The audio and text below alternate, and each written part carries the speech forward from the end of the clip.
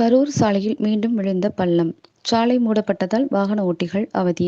கரூர் மாநகராட்சிக்கு உட்பட்ட வாங்கல் சாலையில் அண்ணா வளைவு அருகே கடந்த ஜூன் மாதம் 7ஆம் தேதி திடீர் பள்ளம் ஏற்பட்டது.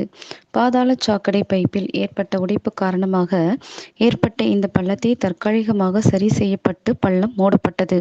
இதில் 2 சக்கர மற்றும் 4 சக்கர வாகனங்கள் சென்று வந்தன. மண் சாலையாக இருந்ததால் மழை நீர் தேங்கியது. இதனால் வாகன ஓட்டிகள் அவதிக்குள்ளாக்கினர். இந்த நிலையில் மீண்டும் அதே பகுதியில் ஏற்கனவே விழுந்த பள்ளத்தில் சிறிது தூரத்தில் மீண்டும் பள்ளம் விழுந்தது. இதனால் சாலையை இரு பக்கமும் பேரிகார்டுகள் கொண்டு மூடப்பட்டது.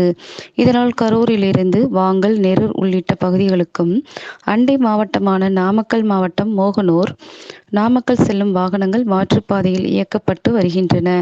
இதனால் 2 மற்றும் 4 சக்கர வாகன ஓட்டிகள் அவதிக்குள்ளாகியுள்ளனர்.